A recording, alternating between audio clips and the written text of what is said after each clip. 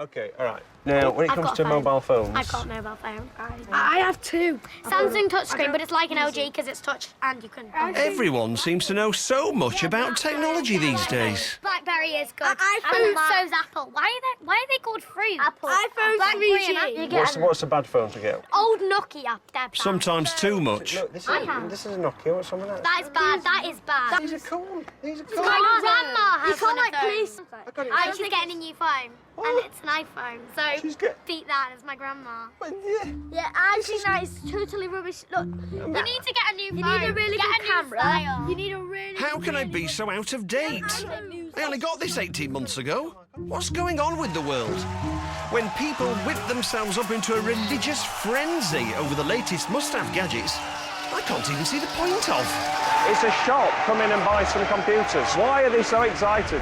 And websites are starting revolutions. Facebook and Twitter mean it won't go unseen. The world seems to have been taken over by a bunch of technology mega brands who are in everybody's pockets and living rooms, except mine. You know, I might be looking to sell it on. I'll give you 50p. That's it. I'm going to drag myself out of the dark ages. I'm going to knock on the doors of the big boys, the rocket-powered mega brands we all know. This is where it all happens, the whole Facebook thing. I'm going to find out what's going on. Where did they come from? Nokia started off being famous for toilet paper. How do they get us to want all this stuff? What we found out about the PlayStation 3 was it cost more to build than they were selling it for. And how much money are they really making out of us? I want to know who's driving all this, and I'm going to look everywhere to find out. Does that mean that technology is the new religion? And I mean everywhere. You could say that the porn industry is the weathercock of technology. Woo! Mobile phones! Nah. Yeah. Can I stop doing it now? Please. Feels very embarrassing. What's wrong with my phone? It's a Nokia 6330 Classic with the stainless steel effect finish on the back. It's a beautiful piece of kit. And everybody tells me that me new Windows netbook isn't cool either. I should be getting an Apple MacBook. I should be getting an iPad. I should be going on Facebook. How have the brands managed to persuade so many people that these things are cool and worth hundreds of pounds more than anything else? That's cool, guys. Look at it. Look at me. Apple this, iPad that. It's got a lovely keyboard that's very easy to use, although the shift key is in a slightly unintuitive position. Xbox 360, Connect, apps. Am I missing out? What is the point of all these things? Am I on the outside? Are they having more fun than I can ever imagine? Let's find out. I'm going to start off by looking at Apple, the brand I have the most arguments about. People get so worked up about it. What is it about Apple that makes people so emotional? If Apple was a person, young, hip. A trendy East London design type with glasses similar to yours. Spoiled, kind of snobby. I think they would wear white clothing. The sort of person who might invite you to their birthday party, but when you got there, you'd be doing everything that they wanted to. If there's a cure for this, I don't want it. I don't want it. Apple seems to inspire feelings in its users which other technology brands just can't reach, especially when they're opening a new shop. These Apple Store openings are absolutely bizarre. It's like mass hysteria, like some sort of religious cult or something. I want to see what goes on at an Apple Store opening, and it seems I might be in luck. Thanks for calling Apple. Press 1. Because there are rumours all over the internet that a brand new flagship store is opening in London soon. Hi there. I'm after some information on Apple Store openings. I've heard that there might be one opening in London. But I'm told that Apple don't comment on rumours and speculation. But there are goings-on in London's Covent Garden.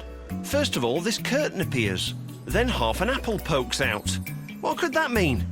I've bumped into an Apple Store opening veteran who might be able to shed some light on things. So how many shop openings have you been to? Roughly 30, I'd say. Some around the world, most of them in the UK. But although he runs a successful Apple blog, he doesn't seem to know any more than I do. It's a common thing with Apple and their stores. They just keep this mystique about them for as long as they possibly can. And then maybe a week beforehand, they'll give you a location and a date and a time, and that's it. I'm wondering if all this secrecy is normal for technology brands. I think what's really clever is the way they play the press. So Microsoft has a folder on every journalist. They basically keep tabs on all the journalists and what they're interested in. How do you get journalists to write favourable things about you? Apple doesn't do that at all. Apple won't even talk to us. And so there's this incredible air of mystery around them. And everyone's trying to work out what's going on. There are all these rumour sites, you know, and it's brilliant marketing because you just write anything about Apple and everyone wants to know what it is. At last, Apple announced that there will be a store opening here, but don't confirm the date until 5 days before. No cheap rate advance tickets for Apple fanatics. It's 5 to 6 on Friday evening. It opens at 10 o'clock tomorrow morning, but already there's some people sitting on the floor over there waiting to be the first in the queue for when it opens. I come from Turkey. Turkey? Yeah, from Russia. I have missed 2 times in China, so I don't want to miss this one. I flew from California to stand out here all night and see what the store looks like. So you came all the way here just to queue up to go into a shop? Yes. I've been here since about 10 o'clock this morning. So that's about 24 hours before the shop actually opens? Yeah. So why was it important to you to get here so early? Normally when you see the first person in line, it's normally a guy, and so I kind of wanted to be one of the first girls who's first in line. Do you work here then, or what? I do, yes. I have the pleasure of working here. So what's going to happen at 10 o'clock tomorrow morning then? An immense amount of pandemonium and energy. It's going to be amazing. Is it like, you know, grand opening? Sorry, guys, just need to run just 1 second. I was just chatting to him, asking him what's going to happen tomorrow, when somebody came up to him, took him to one side, whispered in his ear, and then he disappeared completely. So I'm thinking they want to keep everything on message, they're very suspicious of anybody asking questions. Maybe these are the enforcers of the party line.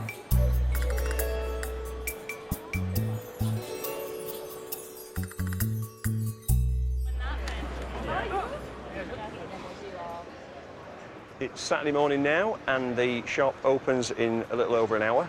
The queue has got absolutely gigantic. It's now snaking out in front of the shop, and it goes over there, past the walkway and round the corner of the courtyard. You can hear a lot of noise coming now from inside the shop. It's basically all the members of staff are being whipped up into some sort of crazy evangelical frenzy, clapping and cheering and jumping up and down. As I'm not allowed to go in and see what's going on, I think I'll have a go myself. iPhones and iPads and stuff and 3Gs and that. Then the staff come out and make me look like an amateur. They've all got sort of like glassy eyes, like as if they've been sort of whipped into a state of hysteria and they're at some kind of prayer meeting where somebody's going to get healed or something.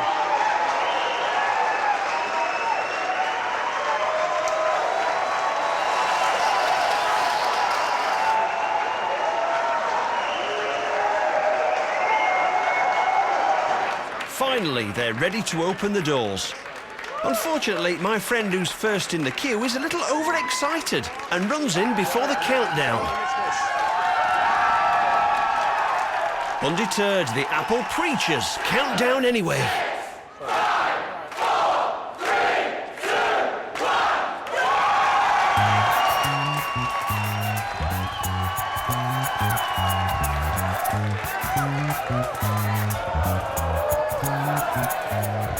I can honestly say I've never seen anything like this at PC World.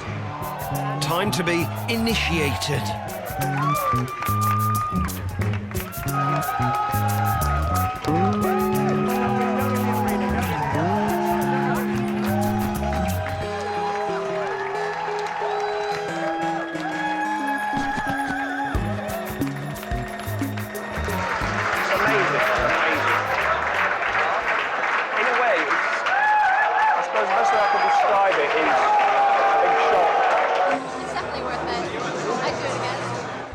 What's going on here? Sure, Apple make computers, phones and MP3 players that people really like, but this devotion to the brand, it goes beyond anything I've ever seen. These people need their heads examining.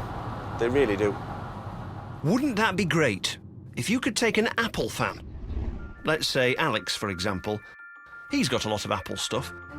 You could say he's obsessed. Definitely 24 hours a day thinking about Apple. You could put him in a head-examining machine, which would look inside his brain while he was thinking of Apple and see what's going on. Well, guess what? I found a group of brain scientists who can do exactly that, and Alex has agreed to provide his head.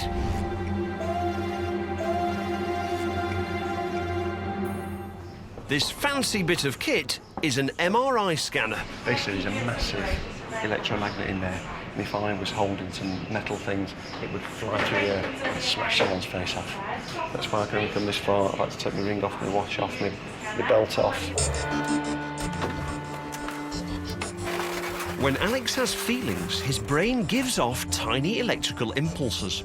The scanner will be able to measure any electrical impulses stimulated by the pictures we're going to show him. Pictures of Apple gizmos, pictures of non-Apple gizmos, so we can compare the difference. You know when you're doing these experiments and that, is there ever a moment where you sort of go, ooh, it's a brain, it's horrible? No. Oh, we're about to start.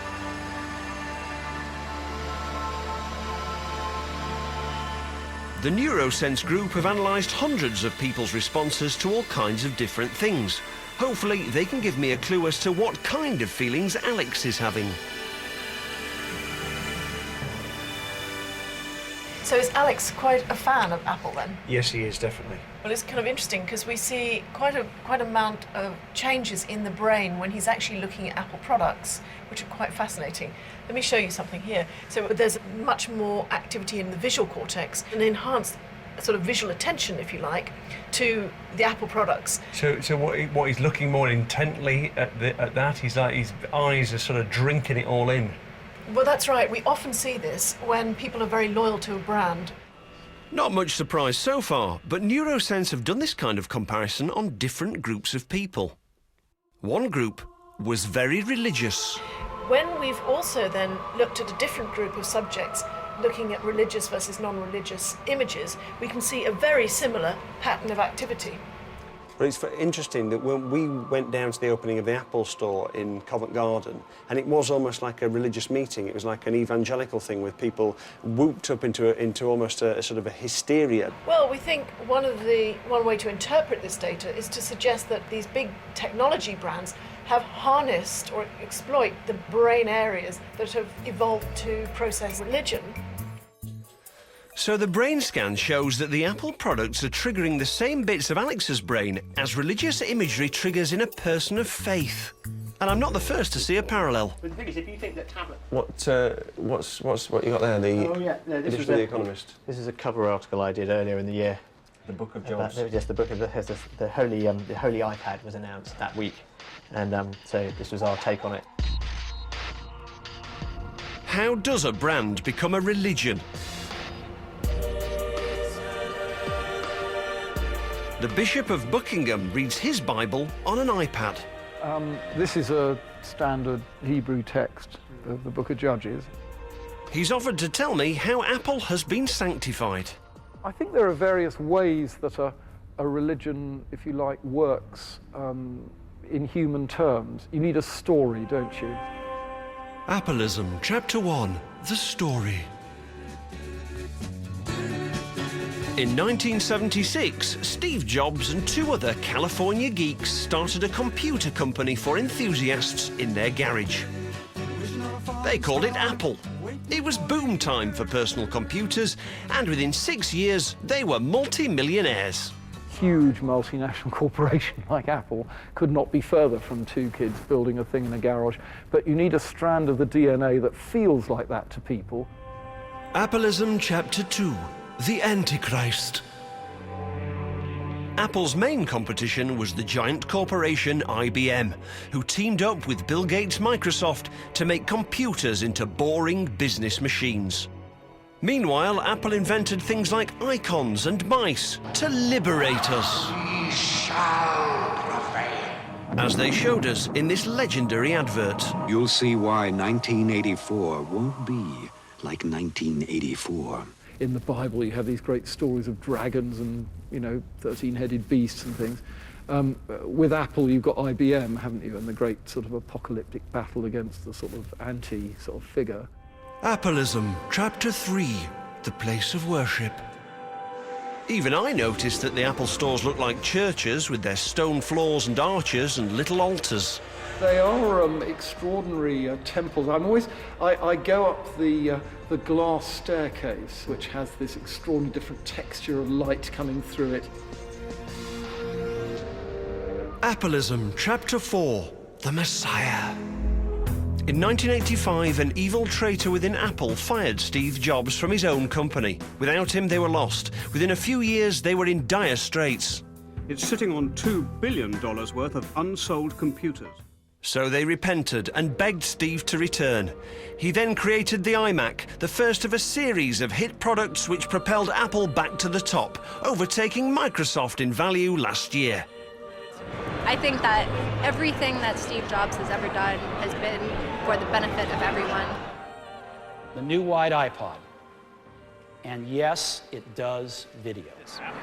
When Steve Jobs talks, people listen to him because he's telling us this is what you're really going to want to do. Christianity, you have to wait for the second coming. You know, with Apple, it happened in 1997 or whatever. What's going on? Hello. This is an iPhone 4.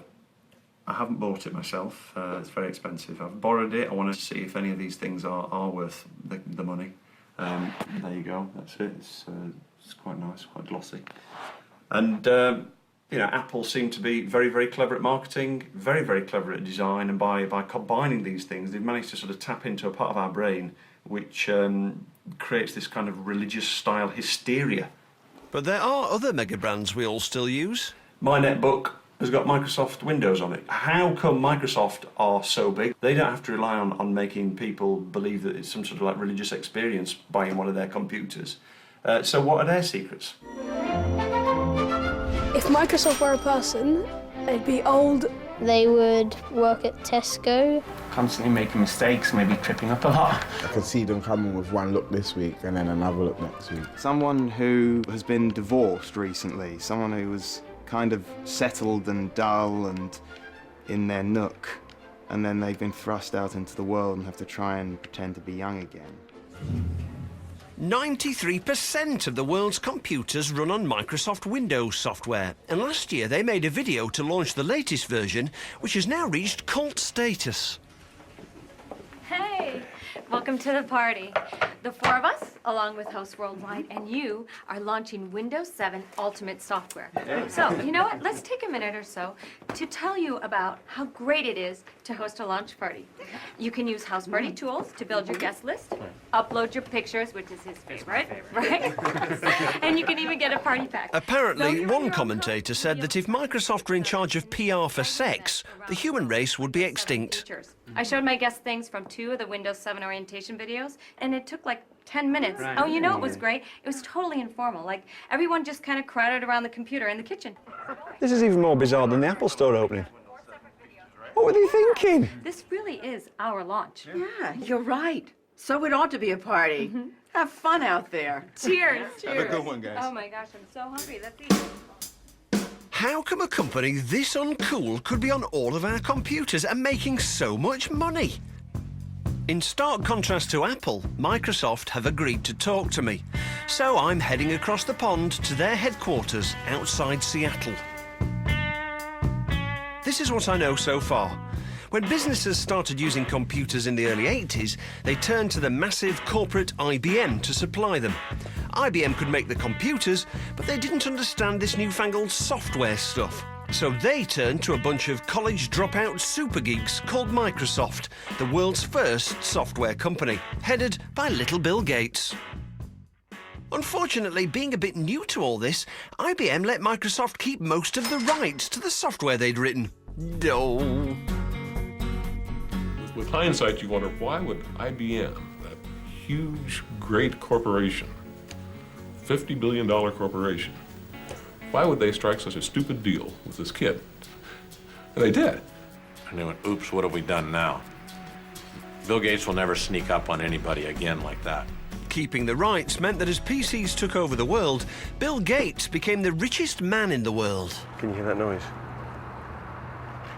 It's the sound of computers. Massive, gigantic computers, processing things, coming up with ideas, developing new products, doing PowerPoint presentations.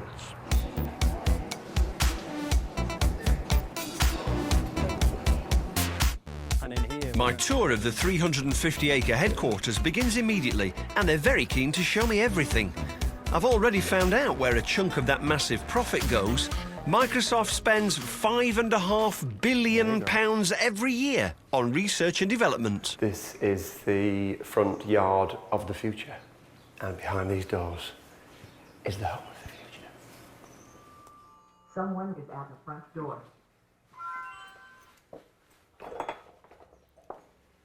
Hello. Hello. Are you a robot? I am not a robot, guaranteed. And the way In the future, fingerprints open doors. Eventually. In the future, statues of the Eiffel Tower automatically bring up photos of Paris. take pictures of the bus stop. In the future, you can pause documentaries like this one to buy things. Know that this is a Contoso backpack. And so imagine an advertiser might be able to plug their gear in here. This room to become... In the future, wallpaper and so moves. If I actually walk in and I point to the wall here, we will bring up a menu of different... They've got a few years to get it working. Grace, show It me is the the menu. future, after all. Well worth £5 billion, if you ask me. Okay, let's move on. There's a hint of desperation here, and I think I might know why. Microsoft grew so big because of the stranglehold they had on any software for the PC. But since the 90s, they've been prosecuted 3 times for running an illegal monopoly. One of the things that happened in the Microsoft trial, which really didn't help them, was the video testimony given by Bill Gates. And he really ought to have had a bit of media coaching there, I think. Would you agree that Microsoft is the world's most respected computer software company? Some people would agree with that, some people wouldn't. What's your opinion? I think we are the most, if you took it on a statistical basis, yes, we'd be the most respected software company. I must say that I think your answers are non-responsive and rambling. And that sort of dealt a very severe blow to the sort of we are the geeks, we are the cleverest culture that the company had. And since then it has tried to reinvent itself in various ways. 10 years later, Bill Gates has retired from Microsoft to become the world's biggest charity donor. And as more and more of us are doing our computing online, the days of running Windows on PCs could be numbered. So Microsoft are using their dwindling but still massive income to try and invent other things we're all going to want. But it's not been going well. In the smartphone wars, Microsoft has been left trailing in recent years. So imagine my surprise when I found an excited queue for a Microsoft product. This is a queue of Microsoft employees going into the staff shop. They've had an email to say that a new batch have come in. They've all come from their offices and started queuing. How long have you been queuing for? About an hour. An hour? The person responsible for this gadget is in the building. Time to meet with Microsoft's cool alter ego, the hopeful saviour of their nerdy image. Hello. You're Alex. I am Alex. Oh, You're I'm Alex. Alex as well, yes. I love Hello. your name. Yeah, it's good. We're isn't going to it? be good friends. Okay. Yeah.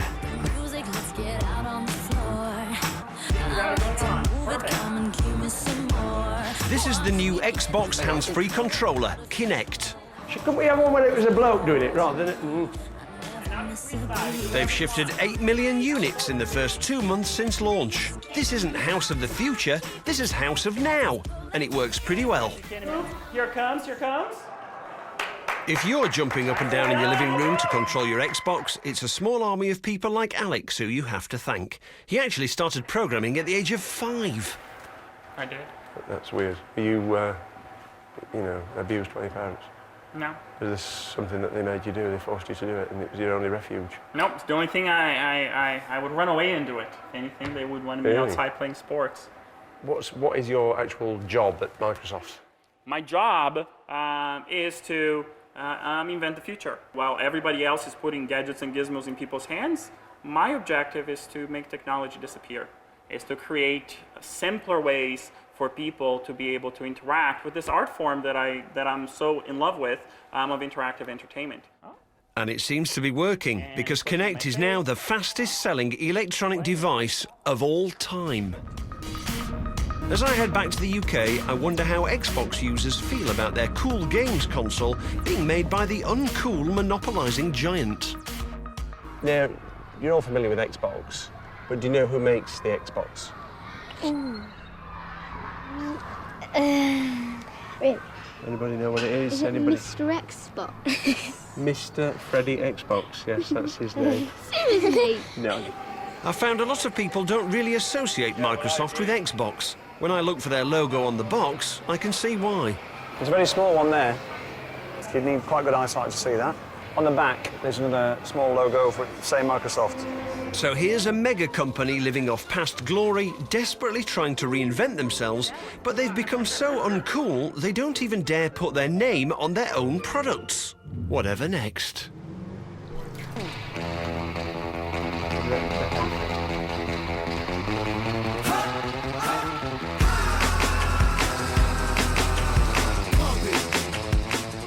Now, a games console is a bit of technology I can relate to, and it's big business. There are over 40 million PlayStation 3s, over 50 million Xbox 360s, and over 80 million Wiis. So I've assembled a crack team to help me decide what the big questions are. Did I just get killed? Vincent is something of a kindred spirit, as he's almost as stingy as I am. He's just got a very good deal on a second-hand games console. So why did you buy it second-hand? Because I was looking at buying brand new at all. I'm not spending that sort of money on a computer console. We keep coming back to the subject of price. So how much peas do they make a year then? Like, How much peas? Yeah, like Profits? How much? Well, I don't know. That's a very good question. How much do you think it costs to make a PlayStation 3?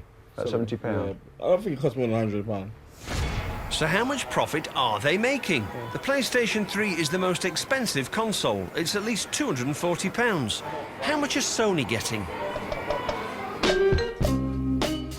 If Sony are a person, I think it'd be kind of middle class. They're the same as 100 other anonymous bank workers. They'd have a BMW. A reliable elder statesman. When Sony started life just after the Second World War in Tokyo, their first product was an electric rice cooker. But they made their name with tape recorders and transistor radios. By the beginning of the 21st century, they were making all kinds of consumer and professional electronics, as well as owning Columbia Studios and Sony Records. PlayStation was first introduced in 1994. Not surprisingly, I can't get them to tell me how much it costs to make, but I found someone who will. I'm really sorry about this, but you're going to die. So, with a plan in my head and a kamikaze PS3 in my hand, I'm clocking up the air miles again.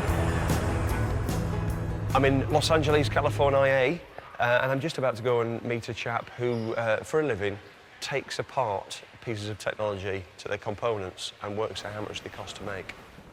Let's have a look at the PlayStation. It was hard to see her lying there on the operating table, but it would be a worthy end. Okay, start.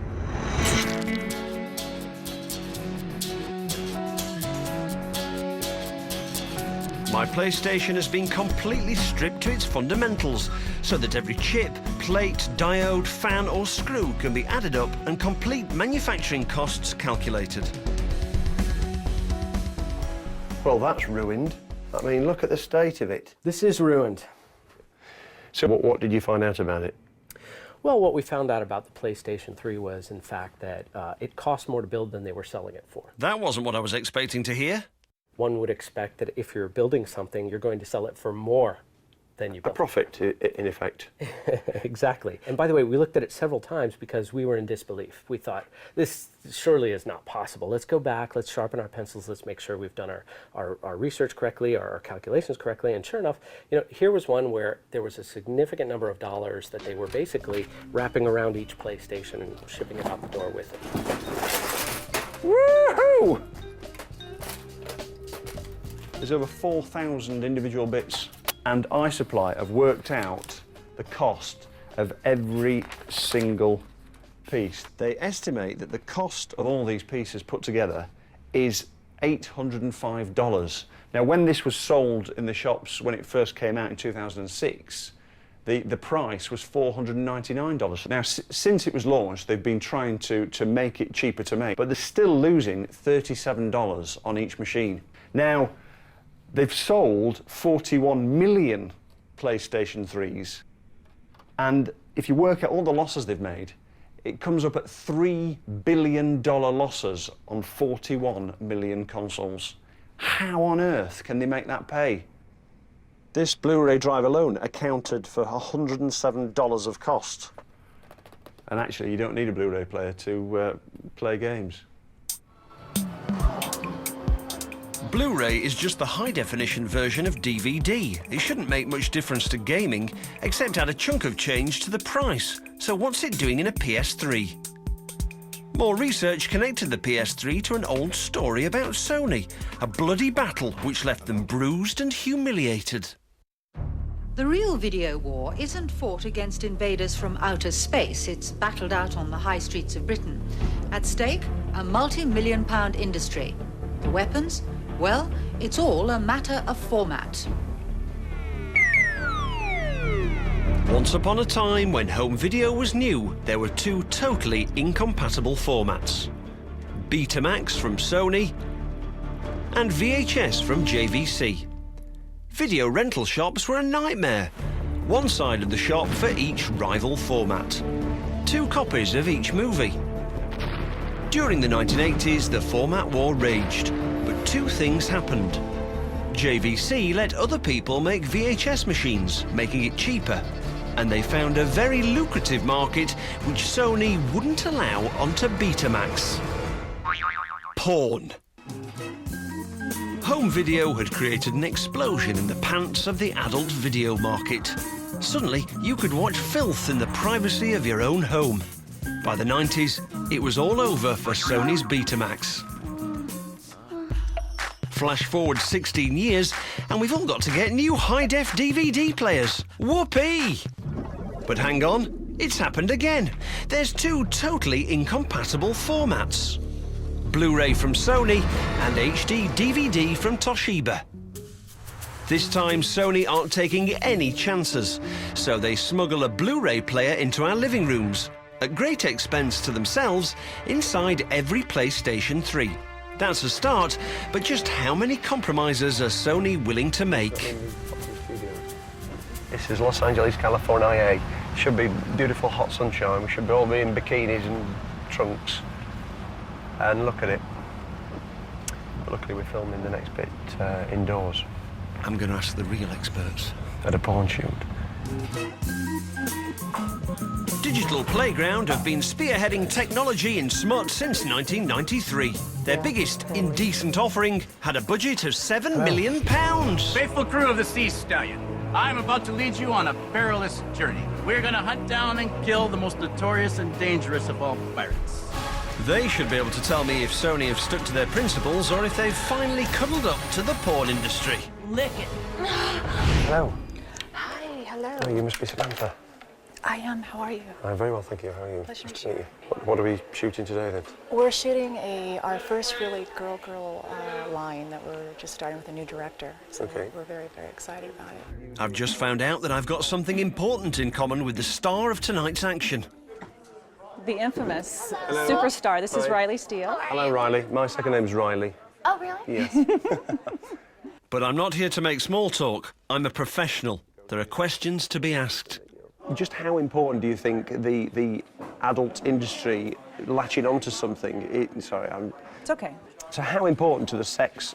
You see, I'm sort Did of. you get sex off the brain? Oh, Stop it. Where do you think you're at? That's why I can't concentrate, because I know what's going on behind me and I can't even. You're losing focus. This is making you nervous. Let me see your palms. Are you sweating? Oh, jeez. Oh, what the hell? I'll just let her talk. Right. Because Sony would not allow adult content to be put on Blu-ray. So we were forced to go to HD for a very short period. I think just a few months. So originally, you were on HD DVD. Absolutely. In this battle between Blu-ray and HD Huge DVD. Battle. First of all, your company went on to HD DVD because Sony wouldn't let porn go on to Exactly. We couldn't get a license. We had to get permission from Sony, and they denied us. And then as all the other adult studios started following suit, doing HD. Sony came around just a few months later and said, you have our blessing, and we jumped on it. It's all about content. Whether it's porn content, whether it's content from, let's say, Universal Studios. If you don't have them on board, it doesn't matter what your format is. It doesn't matter if it's technically superior.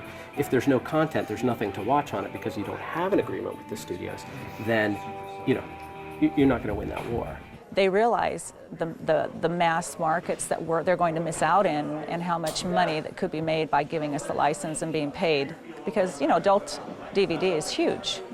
Over $11 billion industry. If you're so pivotal to the success, do the manufacturers court you? Do they come and speak to you and ask you to adopt their format? Absolutely. I can't, we've worked, kind of undercover with some computer companies that I really cannot state their names, but they'll do a lot of beta testing with our products. But without being public about it, totally under the radar. Yes, absolutely. So Sony, determined not to lose another format war, have dropped their principles on the one hand to embrace pornography, and on the other they've used the PlayStation like a Trojan horse to get a Blu-ray player into 41 million houses. It might have cost them $3 billion to do, about £2 billion. But that's the kind of money you have to be prepared to gamble in the technology game. And it really is a gamble. Now they've won this war, lots of other people are making Blu-ray hardware, but they still have to pay Sony. 1 cent on every blank disc sold, $9 for each Blu-ray player sold, $12 for each recorder, plus a cut of all games and movies sold. But as we start downloading stuff like movies more and more and using DVDs less, no one knows if they'll get their money back before Blu-ray's obsolete. So now I know how much money they're making out of these things. It's amazing, isn't it, to think about they're actually giving something away for free that you probably wouldn't have normally bought. So it just makes you think, what is hiding in the other pieces of technology that I own? It's time to find out about my phone. 3 things I wouldn't leave the house without are my phone, my wallet, and some shoes on my feet. The 3 things I take with me when I leave my house are my phone. Definitely my mobile. My phone. Mobile phone. Phone. Phone. Mobile phone, definitely. I'm excited to be looking into mobile phones. I think it's the most important piece of technology for virtually all of us. The numbers of mobile phones sold are staggering. Nokia is the biggest. They sell well over 1 million phones a day. So imagine my surprise when I read this in the newspaper. Nokia boss warns staff they're standing on burning platform. I've just found out that Nokia, the #1 phone brand in the world, are in serious difficulties. And so I feel that as a user of the very good 6330 Classic, I owe it to my phone and to myself and to other people like me to get to the bottom of the problems.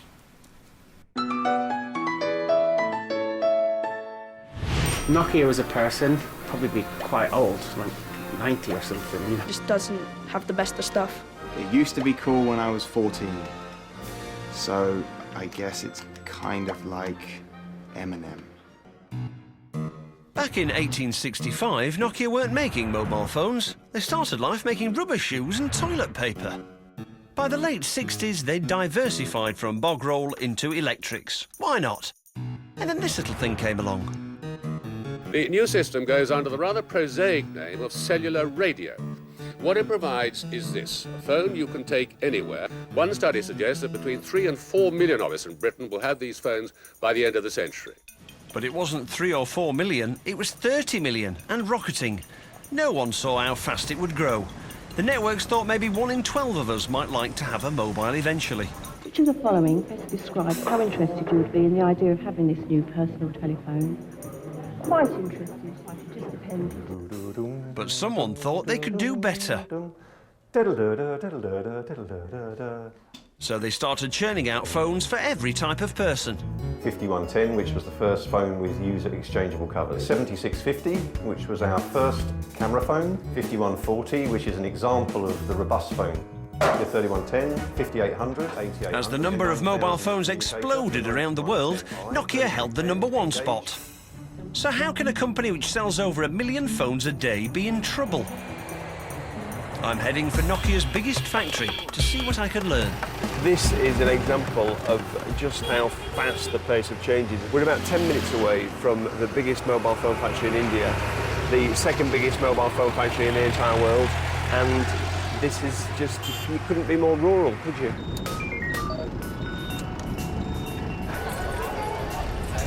I'm amazed we've got in, actually. The security is incredible. They check the serial numbers of all our mobile phones to make sure that we don't swap them for a new one while we're walking around. The plant goes for 24 hours a day, 7 days a week. There's 3 shifts with over 2,000 people on a shift. Since 2006, they've produced 400 million mobile phones. We can only show it here. We can't film the next process, whatever it might be. I didn't get any clues as to why Nokia are in trouble until after I left the factory. My inquiries lead me to Delhi Central Market, where I find an imposter. So this one looks like mine. This is obviously a Nokia style one. Yep. That is a copy of your phone, exact copy. Well, actually, it's a better model. It's the higher model than mine. It's a better model. I can't believe it. These are Shanzai or Bandit phones made in small factories in China. These are look-alike copies which can be churned out so quickly that sometimes they're in the shops before the real thing is even released. Let's see what the features are. It takes 2 SIM cards. Does yours take 2 SIM cards? Do you have an MP4 player? No. Does it have It might be plastic, have no warranty, be prone to the battery exploding, but it's got more features than mine, and it's a quarter of the price. And so what kind of a Nokia could you get for 1,800 rupees? You wouldn't get one. Really? Yeah. But all the brands are here. What would you have? The official BlackBerry or 5 BlackBerry style phones for the same price? So why is Nokia the one in such trouble? I remembered what a 10-year-old girl had once told me. My grandma has one of those. Please. She's getting a new phone, and it's an iPhone, and it's an iPhone. Beat that as my grandma. It's an iPhone. The cause of Nokia's problems is right under my nose. And ever since the iPhone came out in 2007, that really revolutionized kind of the way we look at phones. The iPhone isn't necessarily the best phone ever, but what it is a computer in your pocket. Now you're not just connected to people, you're connected to everything, including loads of apps. Do you want to check snow conditions on the mountain? In fact, the iPhone ad didn't even mention making phone calls. It went big on telling us all about the apps. There's an app for that. What really made the iPhone a big success wasn't just that the hardware was very elegant and easy to use. It was this app store which had come along and revolutionized the way you looked at a cell phone. Because now you had this ability for $1, $2, $3 or free to run games, any number of things. All these apps are brilliant fun for the user and an absolute cash cow for Apple. Because every time you buy an app, Apple takes 30%. Plus they get money from any advertising on the apps. The iPhone, it's the gift that keeps giving. To Apple, that is. It's no longer about spending $300 on the equipment once and then it's done. So that's why Nokia are in trouble. They've been left behind in the smartphone revolution. But I've still got some unanswered questions. This is the most popular app on the iPhone, Facebook. Yeah, it's free, and there isn't even any advertising on it. So if they're giving it away for nothing, how come the brand is worth £30 billion? What's their secret? I've been avoiding this for years. Oh well. As you know, I think Facebook is a waste of time. It's just a stupid thing for people who've got, nothing better to do. However, I know you're on it, and so I would like to set up my own page just to see what it's like. What is it, facebook.com or something? Yeah, it should come up. Oh, it's one of your favourites. It's actually gone onto my profile. So. Currently hates DHL more than anything in the world. It's like gold dust. Facebook as a person, annoying. They'll probably be getting bought the drinks. If it's someone that everyone you know knows, so you have to associate with them, but really left to yourself, you would probably not hang out with them. Secondary school, university, employer. What's all this? This is really, why do they need to know about that? So you can find your friends. Philosophy. Religion. You see, the idea of putting all this personal information in, it just makes me feel really nervous. As I'm uploading my profile, I can see little ads on the right-hand side. Surely they're not enough to bring in this vast amount of dosh. No, it should be. Oh, hang on, There's only one thing for it. I'm going to have to hit the road and go and ask them how come they're so rich. Here's what I know so far.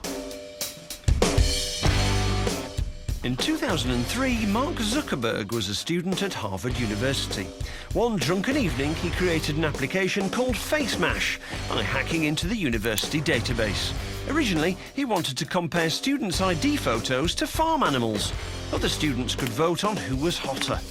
He soon dropped the animals and compared one student to another. Although humiliating and elitist, it was a smash hit. So, after fighting off various lawsuits brought against him for security breaches and plagiarism, Zuckerberg released Facebook. 4 years later, he became the world's youngest self-made billionaire.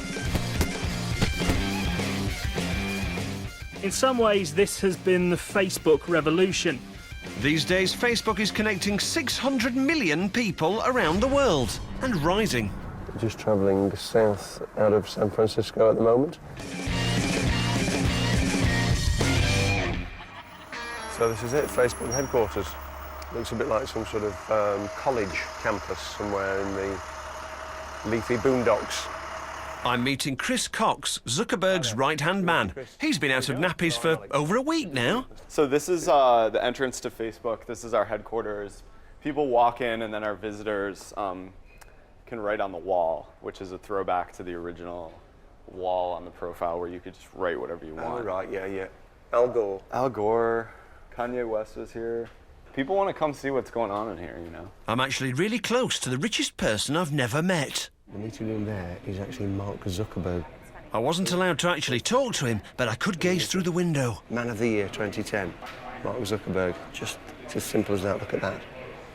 What would you say is the secret of the success of Facebook?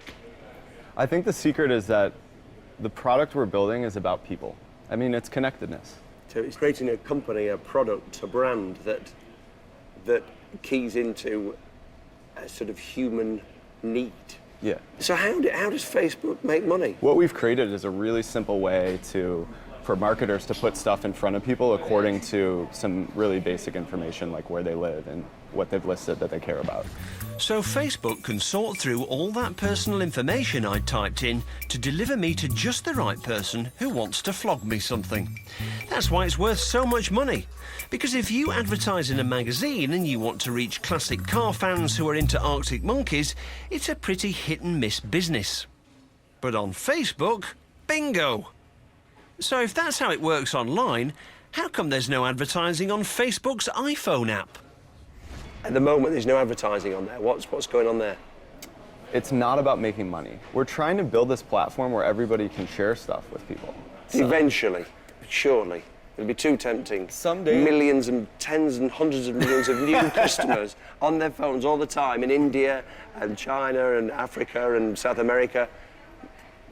Come on, people are going to be beating a path to your door saying, come on, we want to do a massive advertising campaign in India. Can we use your platform? You're going to say yes. I think that one day there will probably be some advertising experience on the mobile phone, but, you know, at the end of the day, that's not what most people are asking for right now. I guess that nothing's really free in this weird world of technology brands. You get the software, but they get your details to target ads at you. It's the new way of making gazillions, and these guys are the new gazillionaires. I mean, in a way, they are like rock stars, aren't they? Because they're young, they've got pots of money, they're sort of doing something that people around the world are completely fascinated by. The next morning, I've had a thought. There's another young company just half an hour down the road from here. They invented the idea of making money by doing stuff for me for free. But they don't ask me for any personal information. And yet they make 20 times the amount of money from advertising that Facebook do.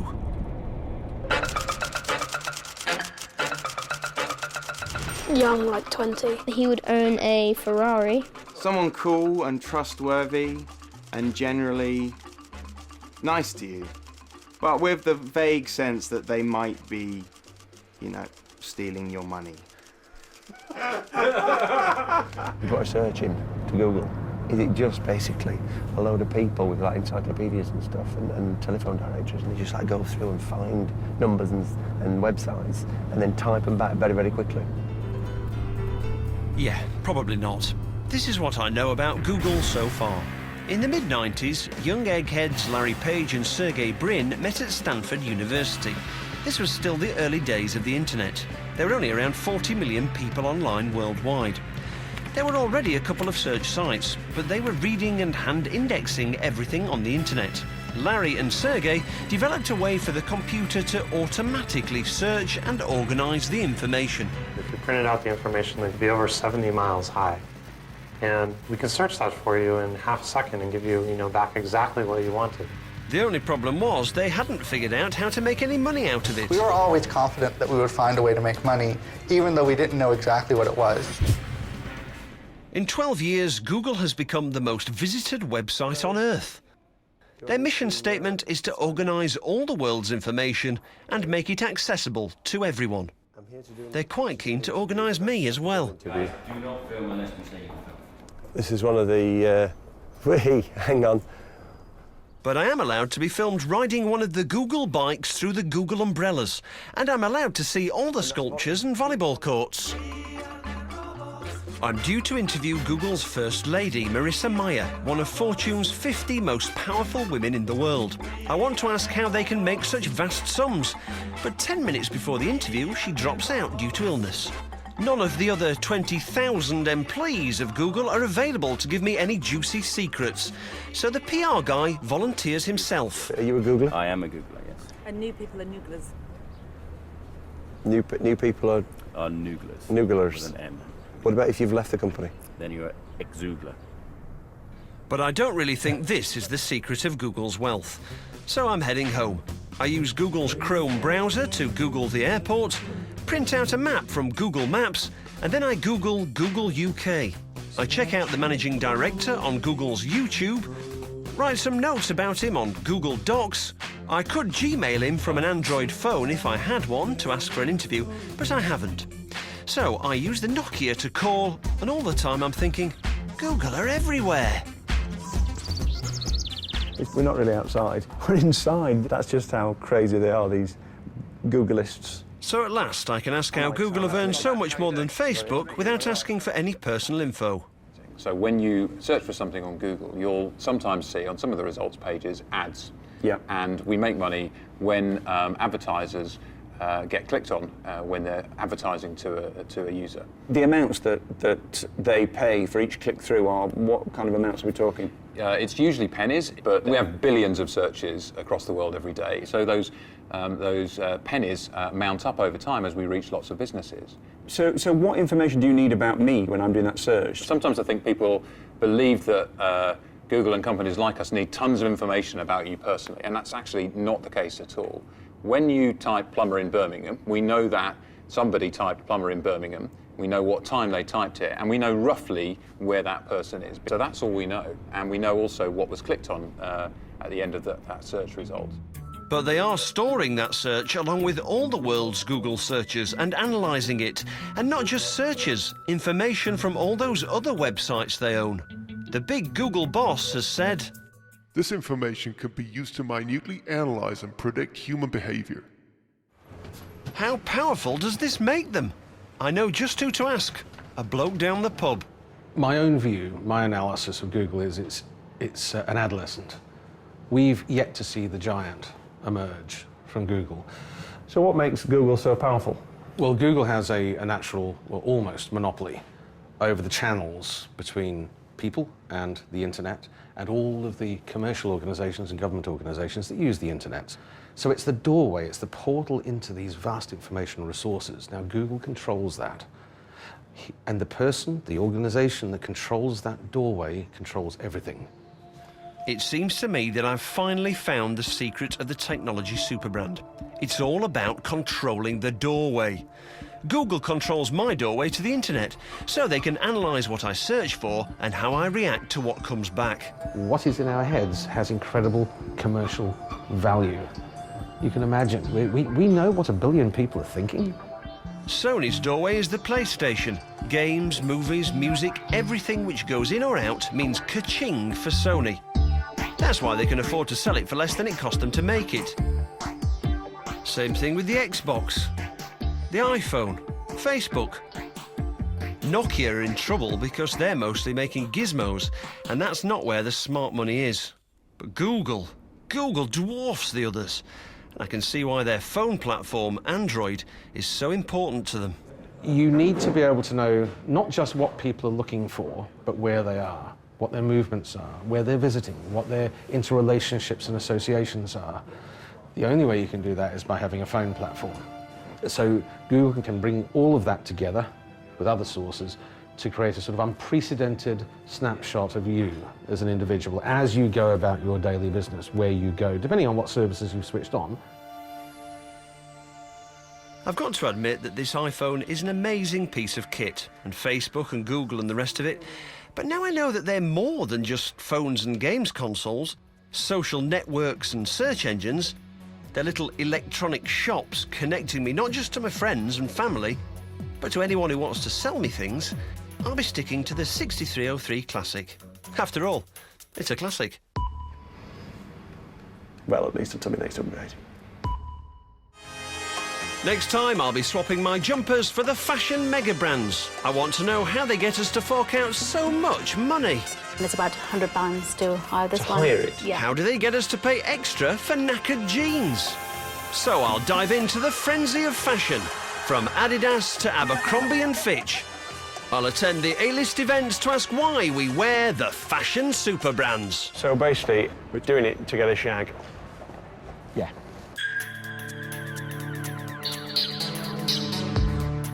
From geek to chic, just why are we all suckers for fashion Superbrands?